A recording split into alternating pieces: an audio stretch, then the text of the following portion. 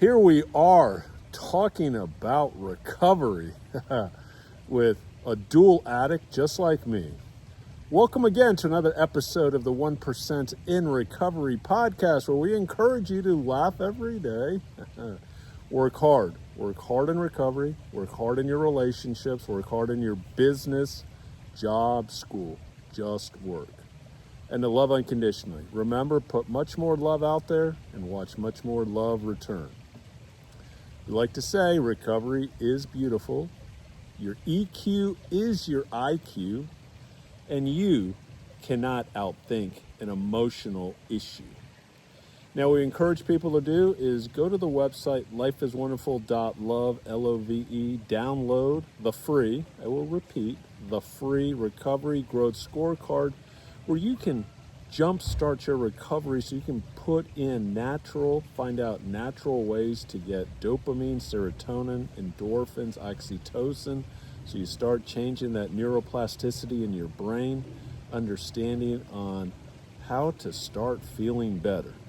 Now, let's jump in to this week's episode.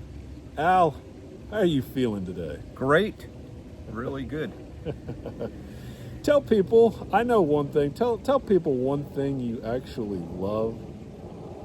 I love antiquing. I like everything has just opened up for me in the last 28 years. Anything specific? Has there been one piece in antiquing that really is either something that you went after or eventually you just found? Well, I actually started an auction company, which I always wanted to start, which I couldn't do before. I was so tied up into the addiction, it wouldn't allow me to. So now I'm free to do it. That's wonderful. So let's jump in. I always like to just get into the questions. You are like me. I battled alcohol and gambling. You battled more drugs and gambling. 42 years since the last time you put a drug in your body. 28 years since you've last gambled. Can you tell the audience any difference in either the 12-step rooms or just in recovery on what has kind of happened over these years? Yeah, all of a sudden the fog has lifted. You know, before I was in addiction, I was always escaping. I was always unhappy. So I was either doing drugs. Once I quit the drugs, I still gambled. I was still the same person. I was still very unhappy. It wasn't until I quit the gambling that my life really picked up. And when you stopped drinking, because when I stopped drinking, my gambling accelerated. Was that similar to you when you stopped doing drugs and it was obviously your bigger escape was gambling? Did your gambling increase over that decade? Absolutely. Gambling was my drug of choice. I had lost more money after I quit drugs than before when I was gambling, because that's all I did. It was the same thing. Yeah, and I always like to, just for statistical reasons, I tell, everyone knows that I was mainly a sports bettor, but, I like to dabble in horses or roulette if I ended up in Vegas. What was your gambling choice? I love horse racing. That was your name. Loved it. Yeah, because you went to the Derby. You did a lot of things around horses. And after horse racing, you did sports betting, casinos too? I did a lot of sports betting, casinos, okay, poker. But now you see, now that you said that the fog has lifted, is there something within recovery over these, now you had 28 years, did it take a while for recovery to make sense? Actually, when I quit the gambling, I was so excited, and I hate to say this, it sounds like I'm bragging, but it's been easy for me because I'm much happier now. It's just so much easier, and I have a lot of stuff I was trying to get gambling, and I've got it now without. Yeah, you got stuck in that dream world of a gambler. I was in the dream, yeah. Now I've got everything. I mean, I wouldn't want to, it's unbelievable. Now, one thing I tell people, I ended up almost like with a head start when I walked into 12-step rooms for gambling. Probably you were the same way. Since you already been to other meetings, when you walked in and you started to deal with the gambling combo book or some things, did you find that that was also a benefit of having because sometimes I felt like, why do I have to go to 2 programs? But in the end, I'm glad I had more friends in recovery in all different ways, and then just more literature and just more resources to get it. Did you find that helpful too? Yes. And the people in GA I could relate to, where each addiction, I could relate to the people in the program. I mean, people in I went to Narcotics Anonymous, which I still do.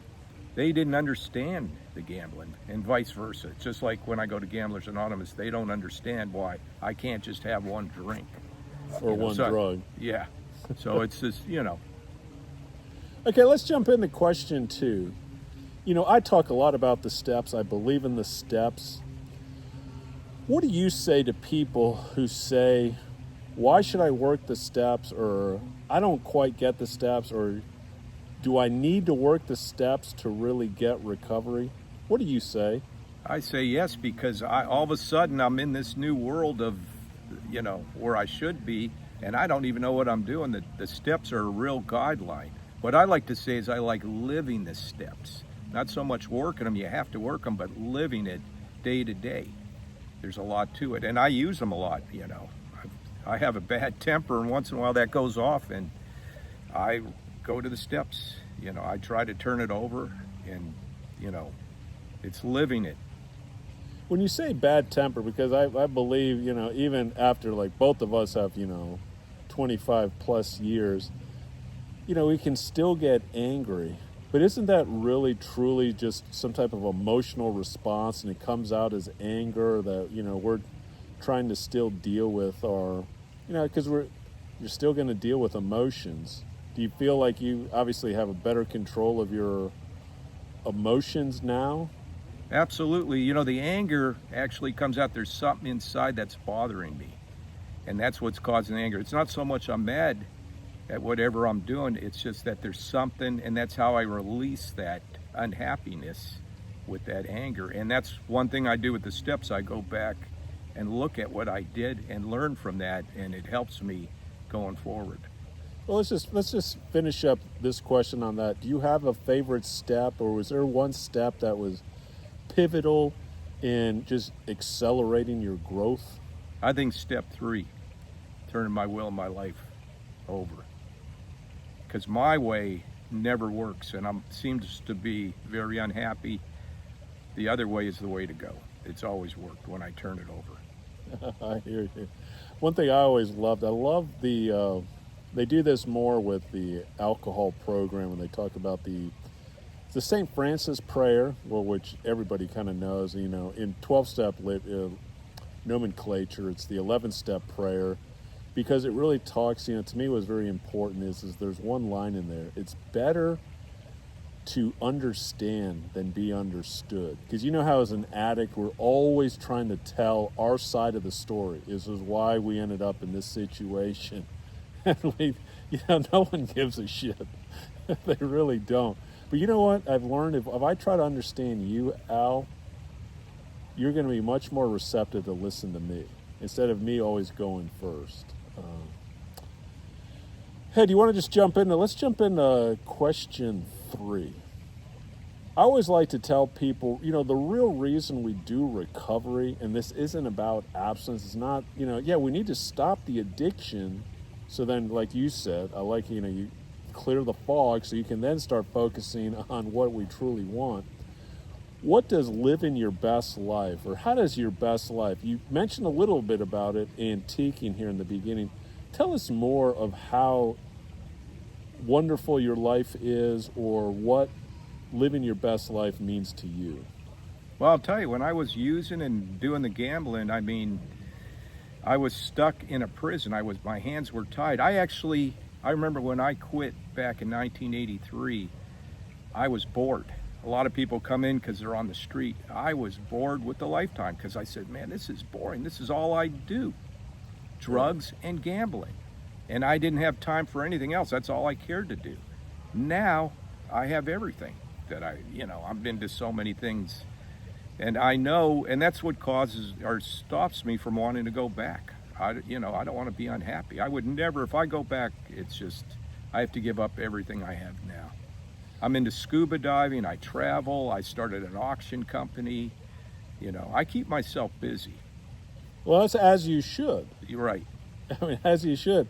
Well, why don't you just tell a couple places where you went scuba diving that really kind of opened your eyes on the marvels of the world. Well, I love going to the Galapagos, as you know. I'm trying to get you to go there, so I've been trying forever, and it's unbelievable. What do you see at the, you told me you see hammerheads? Hammerheads, whale sharks, and when you're underwater, it's so peaceful. You can almost have a meeting with yourself. I just know at times I'm under there, and I can just do a lot of thinking under there. Like Good almost thinking. like meditating. It is like a meditation.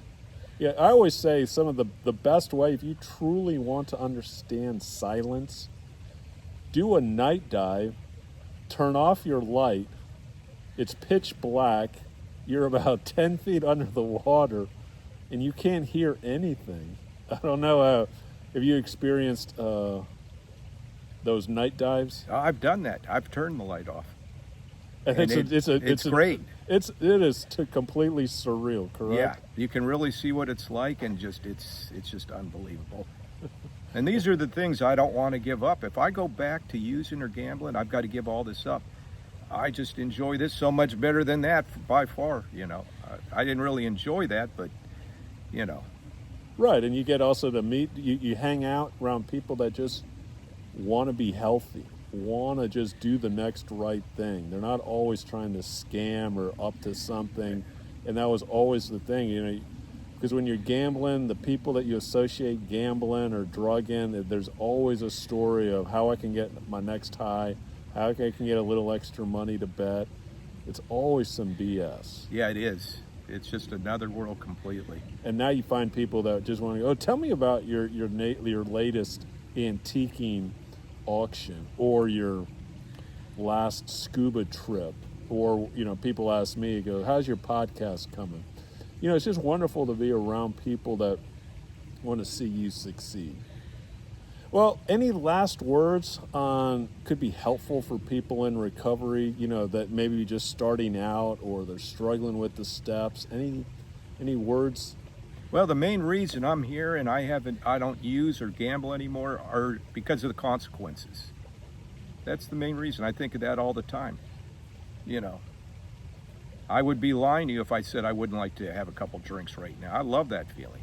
But the consequences outweigh the pleasure by so far. That's why I don't do that. Same way with gambling.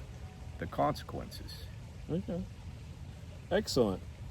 All right. With that, we are going to conclude this episode of the 1% in Recovery podcast. Thank you.